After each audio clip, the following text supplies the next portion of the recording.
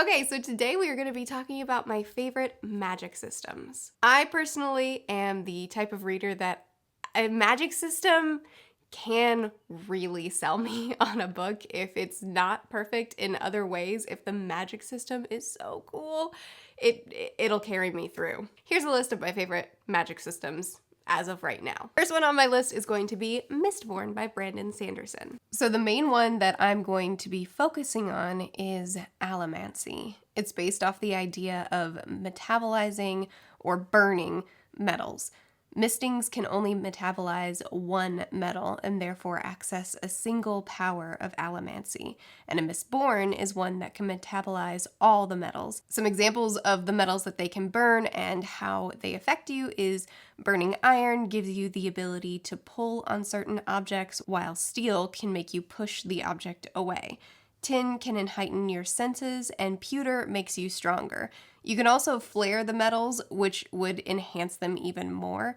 An example is pewter dragging, where you can run massive distances in a short amount of time. You can also store different aspects of these metals to tap into at a later time. For instance, a ferrochemist can store their strength in a metal mine, feeding it for days at a time.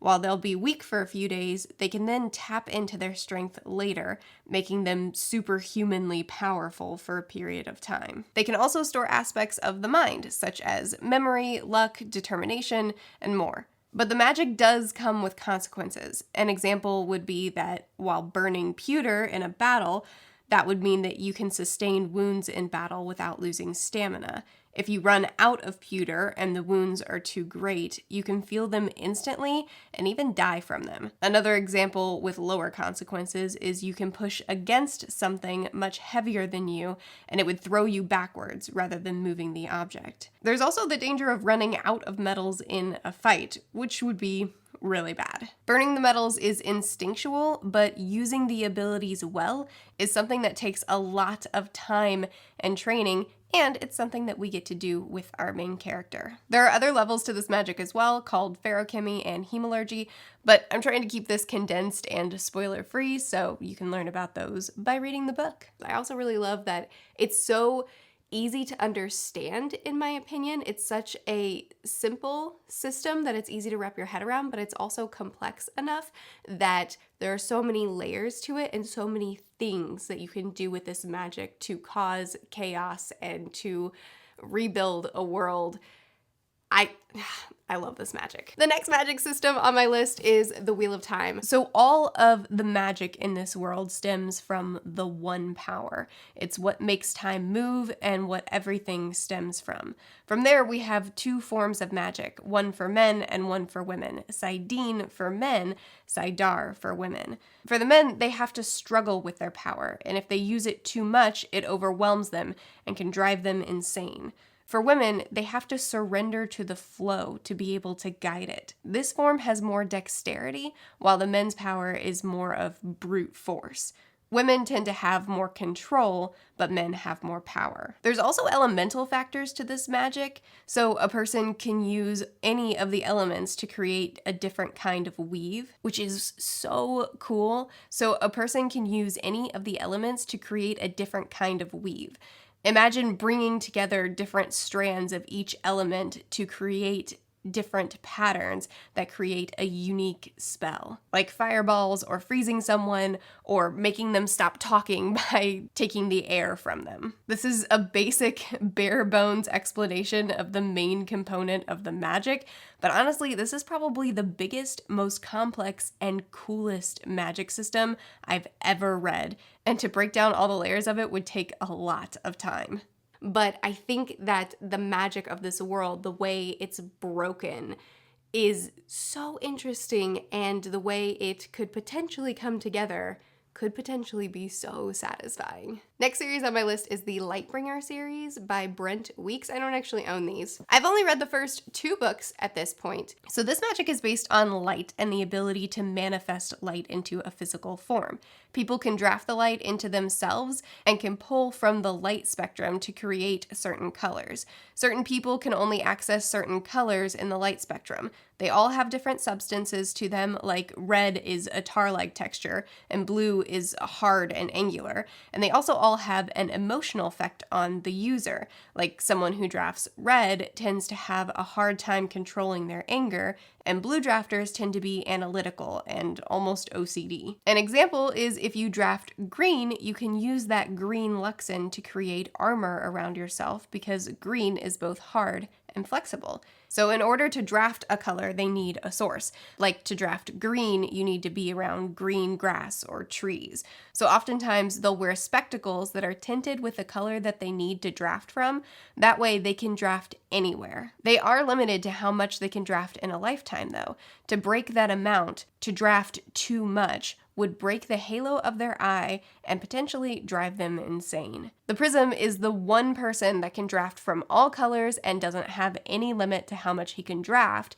However, there can only be one Prism at a time, and he's born in increments of 7 years, so the Prisms may be 7 years apart, 14 years apart, etc. I don't know why it's not explained in the 2 books that I read, but basically the Prism is ridiculously powerful. This is a series that I read the first 2 books pretty much back to back, and I loved the first book, and there was a lot that I didn't like in the second book, and I ended up taking a break from the series after that. And I'm still hesitant about continuing the series, but I've actually really been craving this magic system again.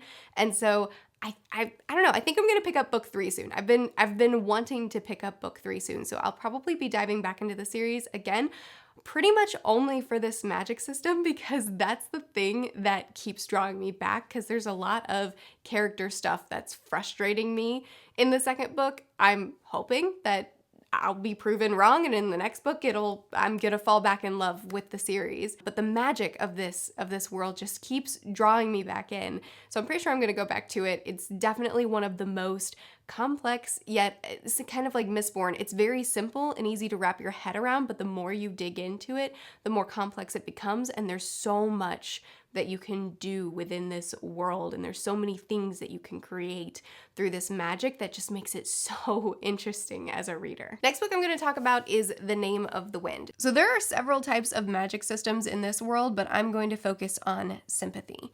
Sympathy is a science of energy manipulation that requires extreme skill and concentration. Sympathy requires a user to create a sympathetic link between 2 objects so that whatever is done to one object will affect the other. For example, if a sympathist creates a sympathetic link between 2 coins, he can move both of the coins equal distances by only having to exert force on one. However, that one coin that he moves will weigh as much as both of the coins. However, some energy is always lost in the connection. So when the sympathist moves that one coin, it's not just that he has to push the force of the 2 coins, but even more than that to compensate for the energy lost in the connection as well. But it's not just limited to objects. You can affect people with this as well. A sympathist can create a doll of a person and make a sympathetic link between the doll and that person. An example of what you can do with that is to affect the person's temperature by putting the doll near a source of heat. The sympathetic link between 2 objects can either be strong or weak depending on the similarity of the 2 objects. The weaker the link, the more energy goes to waste in performing the action. The strength of the sympathetic link depends on similarities in shape, size, and material. So the 2 coins, you're not going to lose a lot of energy, but if you create a doll with a person, the differences between the 2 would cause you to need even more energy to affect that person. And for living objects, strength can be increased if you use a portion of the person's body, like their hair or their blood. Again, there are risks and dangers that come with this magic. If a sympathist uses his own body as a source of energy for a process, like if he isn't near fire, which is generally a source that's used in this series, and so he has to use his own strength, that would drain the sympathist's body heat and potentially kill him. There are other forms of magic in this world as well, but I focused on sympathy because it's my favorite, and probably my next favorite form is naming, where a namer can invoke a true name he's learned and command the named thing to behave as he wills. This is pretty terrifying, and I love it. This is such a slow-paced story in a really good way. It's such a slow-paced story.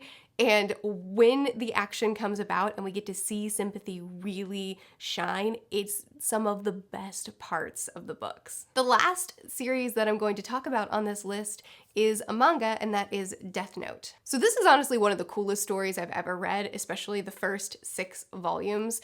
It does kind of go downhill, in my opinion. So for this one, there are these death gods, and they have notebooks where you can write a name and cause a death, and they're required to do this once every so often.